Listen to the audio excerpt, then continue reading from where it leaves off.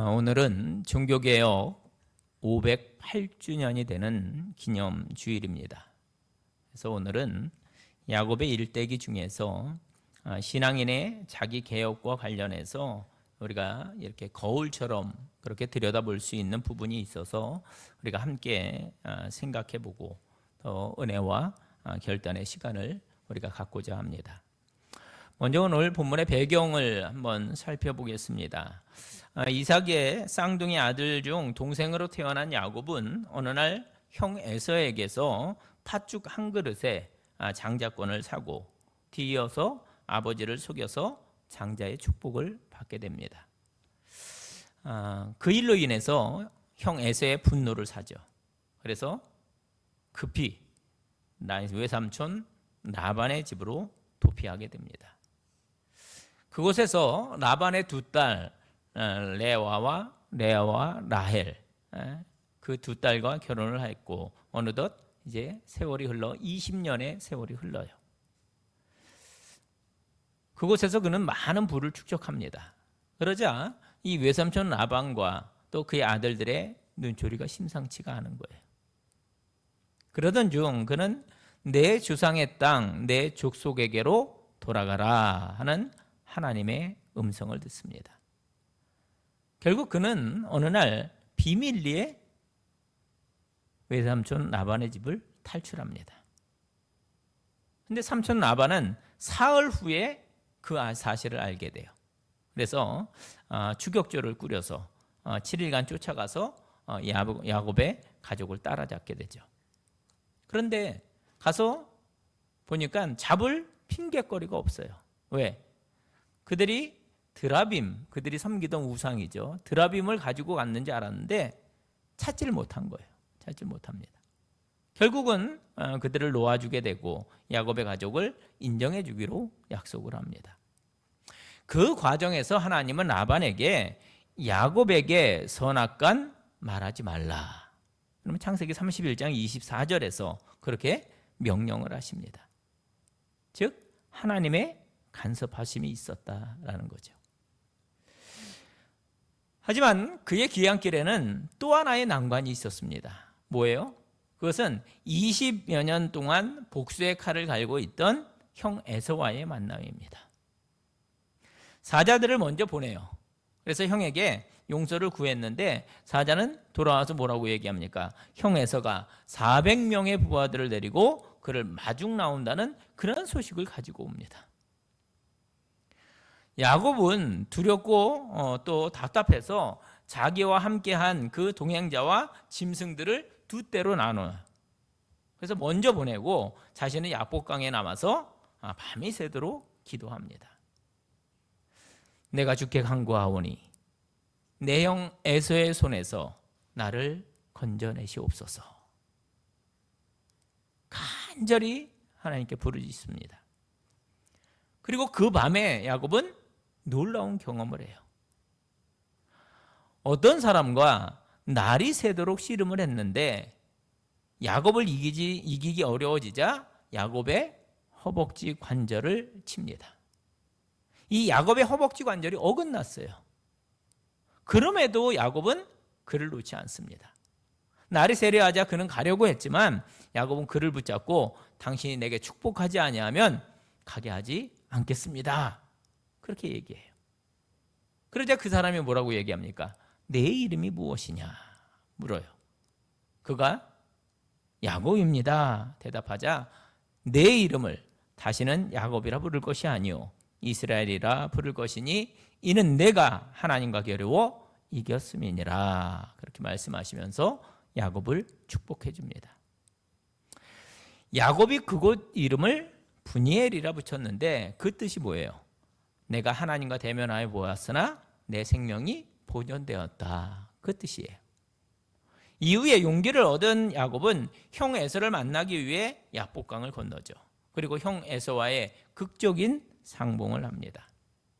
원한과 복수의 칼이 아닌 뜨거운 형제의 사랑으로 서로 껴안고 또 고개를 어긋맞추어 입을 맞추며 눈물을 흘리는 재회 시간을 누립니다. 이 모든 과정에서 하나님의 간섭하심이 있었다라는 거예요. 모든 걱정했던 문제가 다 풀려버렸습니다. 근데 문제는 여기서부터 시작을 합니다. 그를 두렵게 했던 그 문제들이 해결되자 야곱은 마음이 해이해집니다. 본래 하나님의 명령은 뭐였어요? 내 조상의 땅, 내 족속에게로 돌아가라 라는 것이었습니다. 그러나 야곱은 가나안 족속이 사는 그 세겜 땅에 머물러 버려요. 왜? 그 땅이 보기 너무 좋았거든요. 아브라함의 조카 롯이 선택한 땅, 소돔과 고모라와 같이 초목이 무성하고 또 물이 흐르고 경제적으로도 아주 번성한 그런 땅이었어요. 야곱은 세겜 추장 하몰의 아들들에게서 은 100개를 주고 그 땅을 구입합니다. 그리고 거기에다가 하나님께 제사하기 위한 제단을 쌓아요.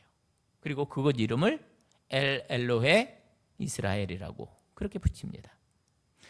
이 엘로헤 이스라엘이란 이 뜻은 하나님 이스라엘의 하나님이라는 뜻입니다.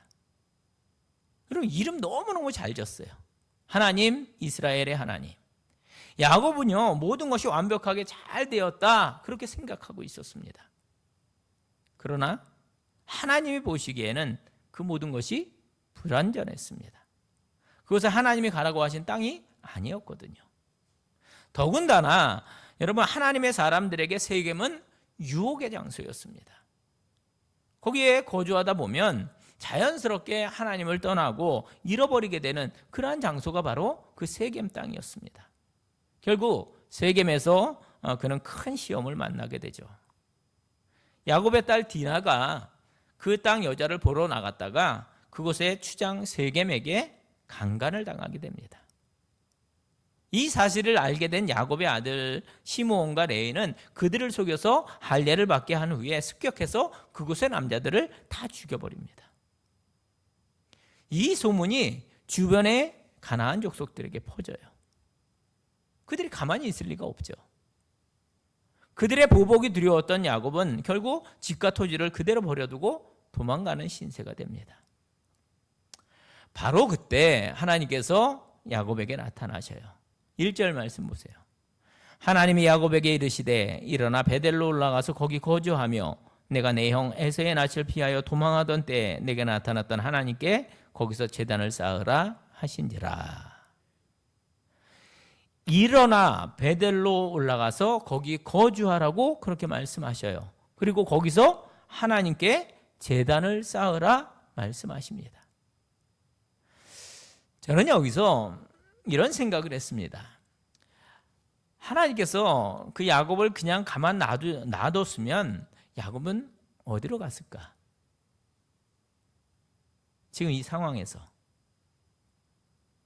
어디로 갔을까?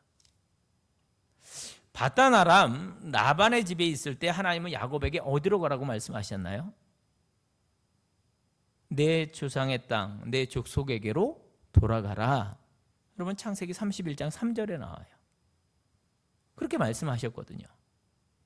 즉 아버지 이삭이 살았던 고향 헤브론으로 갔을 것입니다. 하나님이 그렇게 말씀하셨으니까. 그런데 지금 일어나 베델로 올라가서 거기 거주하라 그렇게 말씀하십니다. 그리고 거기서 하나님께 제단을 쌓으라 말씀하셔요. 여러분 이 말씀이 주는 의미가 있습니다. 여러분 베델이 어떤 곳이에요? 야곱이 처음 에서의 낯을 피하여 도망할 때 광야에서 돌베개를 베고 잠을 자다가 하나님을 만났던 곳이 바로 그 베델입니다. 그곳에서 그는 꿈을 꿔요. 하늘에서 땅에 닿은 사닥다리와 그 사닥다리를 오르락내리락 하는 천사들을 봅니다. 여호와 하나님께서 그에게 약속의 말씀을 주셔요. 한번 보세요. 창세기 28장 13절로 15절 말씀입니다. 또 본즉 여호와께서 그 위에 서서 이르시되 나는 여호와니 너희 조부 아브라함의 하나님이요 이삭의 하나님이라. 내가 누워있는 땅을 내가 너와 네 자손에게 주리니 내 자손이 땅의 티끌같이 되어 내가 서쪽과 동쪽과 북쪽과 남쪽으로 퍼져나갈지며 땅의 모든 족속이 너와 내 자손으로 말미암아 복을 받으리라. 내가 너와 함께 있어 내가 어디로 가든지 너를 지키며 너를 이끌어 이 땅으로 돌아오게 할지라. 내가 내게 허락한 것을 다 이루기까지 너를 떠나지 아니하리라 하신지라. 할렐루야. 그 광야, 즉 루스에서 하나님을 처음 만난 거예요. 말로만 들었던 하나님을 처음 경험한 영적인 사건이었습니다. 그리고 그 놀라운 축복의 말씀을 들은 겁니다. 꿈에서 깬 야곱은 즉시 돌을 가져다가 기름을 붓고 소원하죠. 그게 28장 20절로 22절입니다. 야곱이 소원하여 이르되 하나님이 나와 함께 계셔서 내가 가는 이 길에서 나를 지키시고 먹을 떡과 입을 옷을 주시어 내가 평안히 아버지 집으로 돌아가게 하시오면 여호와께서 나의 하나님이 되실 것이요 내가 기둥으로 세운 이 돌이 하나님의 집이 될 것이요 하나님께서 내게 주신 모든 것에서 10분의 1을 내가 반드시 하나님께 드리겠나이다 하였더라. 그러면 이 야곱의 소원, 이것을 잠깐 요약하면 나를 지켜주셔서 아버지의 집으로 돌아가게만 해주신다면 첫째는 뭐예요? 여호와께서 나의 하나님이 되실 겁니다. 하나님과 동행하며 하나님과 함께 살겠다는 거예요. 두 번째는 내가 기둥으로 세운 이 돌이 하나님의 전이 될 것입니다. 하나님을 위해 제단을 쌓을 것이라는 약속입니다. 세 번째가 하나님께서 내게 주신 모든 것에서 10분의 1을 반드시 하나님께 드리겠습니다. 온전한 11조를 드리겠다는 소원을 드린 거예요. 사랑하는 성도 여러분, 세상의 유혹을 이기지 못하고 그 세겜 땅에 안주하고 있던 야곱에게 하나님을 처음 만났던 바로 그곳 베델로 올라가라 말씀하신 겁니다. 하나님과 처음 대면하고 약속을 받고 또 서원을 했던 바로 그 자리로 되돌아가라는 말씀을 들은 거죠. 처음 신앙을 회복하라, 바로 그 의미로 우리가 받아들일 수가 있는 것입니다. 요한계시록에 나오는 소아시아의 7교회 중에 에베소 교회에 주신 말씀 중에 이 말씀이 있습니다. 요한계시록 2장 4절과 5절 말씀을 보면 그러나 너를 책망할 것이 있나니 너의 처음 사랑을 버렸느니라. 그러므로 어디서 떨어졌는지를 생각하고 회개하여 처음 행위를 가지라. 만일 그리하지 아니하고 회개하지 아니하면 내가 내게 가서 내 촛대를 그 자리에서 옮기리라. 이렇게 말씀합니다. 간절히 소망합니다. 간절히 바랍니다.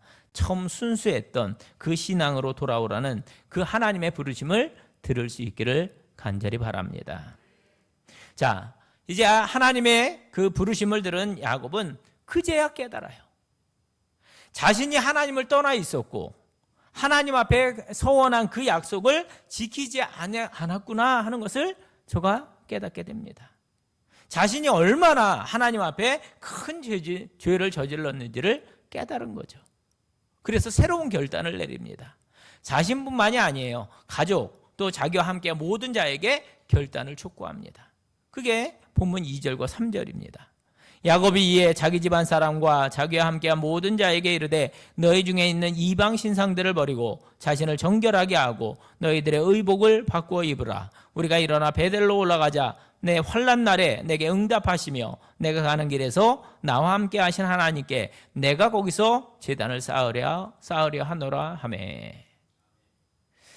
그 결단의 내용은 이러합니다. 첫째, 너희 중에 있는 이방 신상들을 버리고예요. 우상을 버리라는 겁니다. 아니, 이것은요, 그들 가운데 이방 신상들을 가진 자들이 있었다는 거예요? 없었다는 거예요? 있었다는 겁니다. 물론 그들은요, 그 바단 아람을 떠날 때 라헬의 아버지 라반의 그 드라빔을 훔쳐왔던 것을 우리가 알고 있습니다. 그런데 그것만이 아니었을 거예요. 그들이 살고 있는 지역은 가나안의 세겜이었습니다.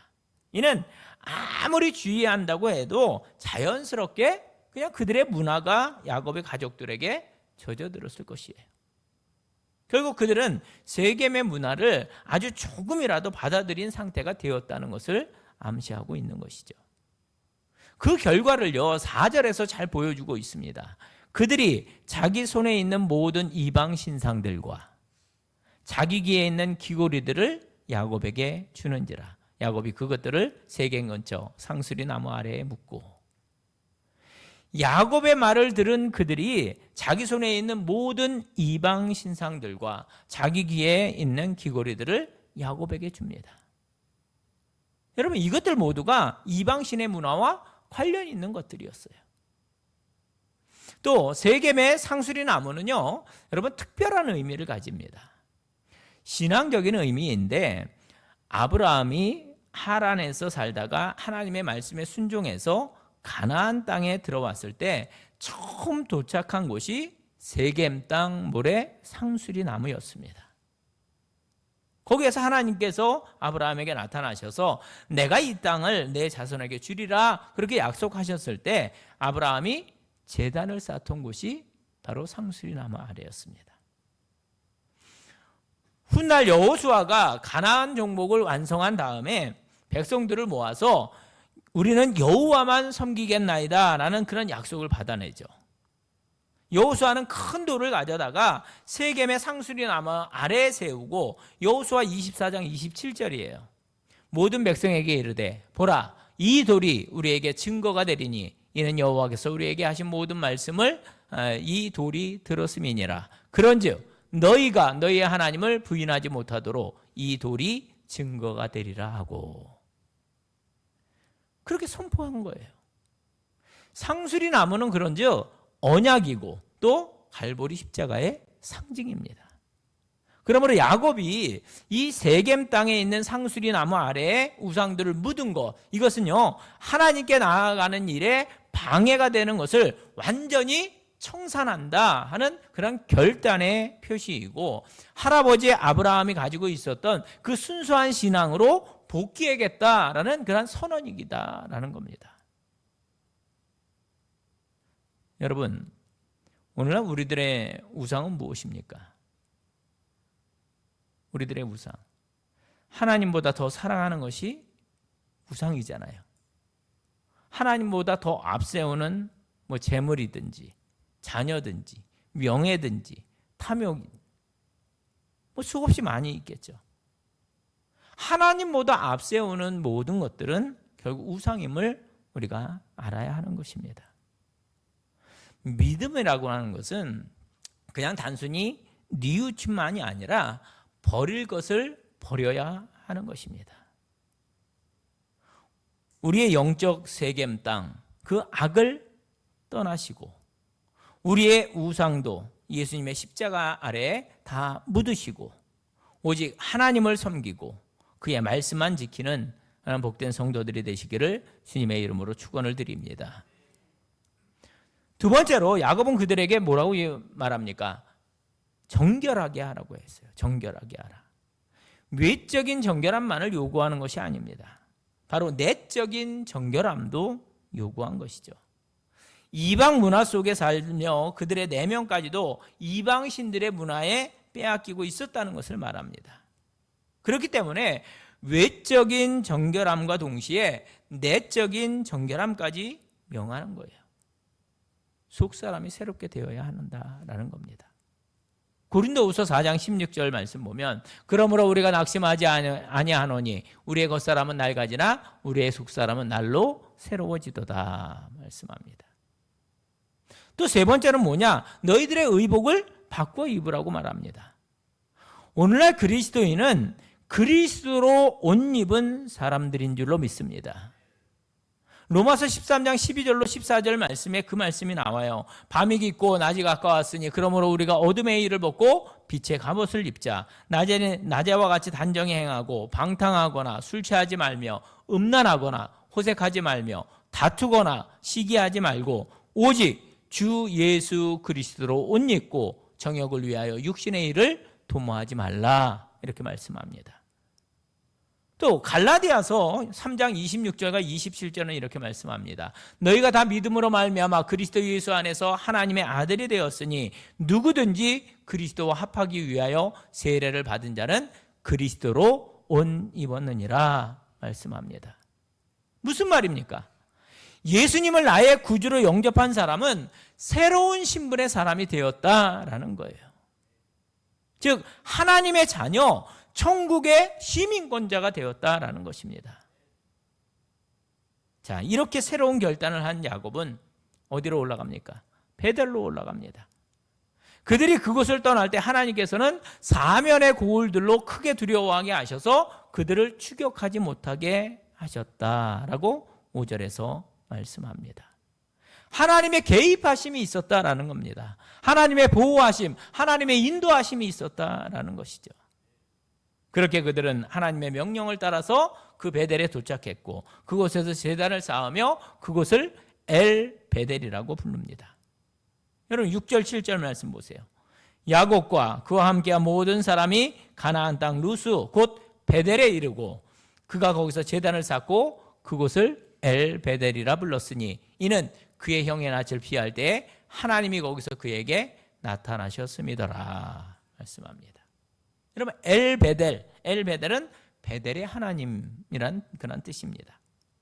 그러니까 야곱이 자신을 하나님의 집으로 다시 불러들이신 분이 하나님이심을 고백하는 거예요.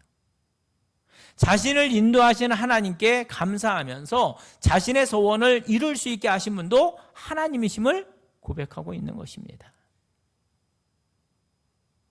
사랑하는 성도 여러분, 오늘은 종교개혁주일 508주년을 기념하는 날입니다. 종교개혁은 먼저 자기 신앙의 자기 개혁, 신앙인의 자기 개혁에서부터 출발해야 하는 것입니다.